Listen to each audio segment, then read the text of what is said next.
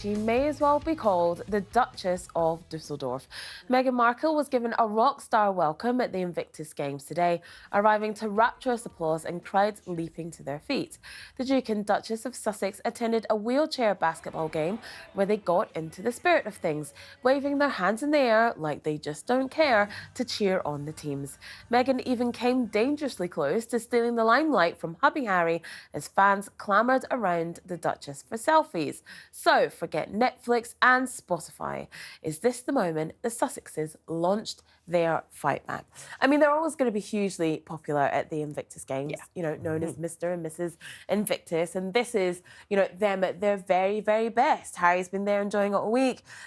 Meghan's there, you know, rocking the outfits. That J. Crew cardigan that she wore has sold out on the J. Crew website. I know that because I was on there refreshing. I was.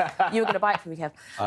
You know, and they're, you know, your next birthday, promise. Thank you so much. It's the next month. But they're hugely popular there. They're having a great time. The crowds are loving it. Whether it's them launching their comeback, I don't know if they will see it like they ever went away kind of thing. But maybe it's a turning point for them, kind of leaving behind talking about the past and moving forward with good projects.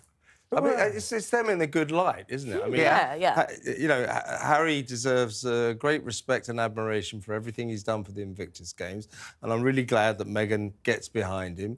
I mean, there were some doubts that she'd even go, but she's turned up a little late, but now she's really getting into the spirit of it, and even I cannot pour scorn on this. You know, I mean, what is to say about this except good for them, great event, and it's great that everyone's enjoying their company. And wouldn't it be great if actually from this, I'm not talking about it sort of, as you say, not being a launch or a comeback or anything else, but just build on this, because this is good. This is good news. Go forth from this and make other great things. How do they build on this? Essentially, he's not being paid for by us, the taxpayer, anymore.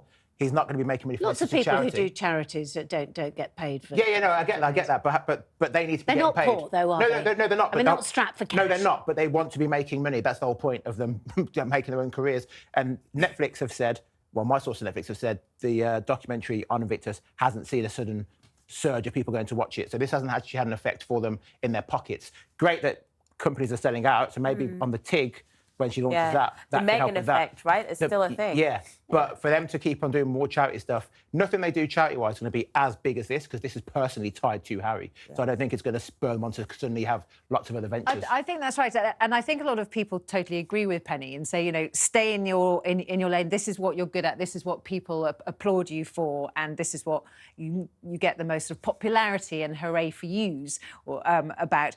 But when they tried to monetize Invictus, as you were saying, with Netflix, it didn't do well. Now, documentaries like that don't tend to do well. And, of course, the only bits that got any publicity were the tiny, tiny moments where Harry said something about the royals. They were the only ones that people got excited about when he seemed to be criticising the royals for not being there on his mental health, which actually, if you watch the series in its entirety, was really quite taken out of context and quite unfair. But those are the bits that sell. Stop knocking down good stories. Well, those are the bits that sell, and that, you know, you get he the said clickbait. it, though, didn't he, just in the documentary? No, I agree, but he is in a difficult position because the only bits that he can monetize are the bits that make him unpopular. That's the quandary. That is the reality, isn't it?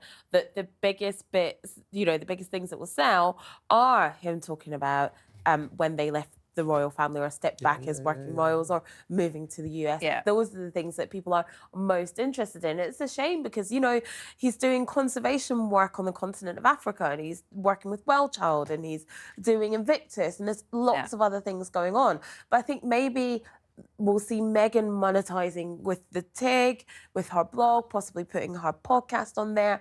And, you know, today shows that the Meghan effect is still there. The things that she's wearing are selling out, and that's for a reason. And it is interesting because, of course, you know, people will say, well, get the world's tiniest violin out because they've got plenty of money, so they don't need to make that money. But on the other hand, they are very high profile. We're told that their security bill alone is $6 million a year. So they've got to pay for that before they've even, you know, paid for anything else. Yes, they have an extravagant lifestyle. The house is huge, all the rest of it. But if, you know, people aren't going to expect to see them bicycling around. That's it. Exactly.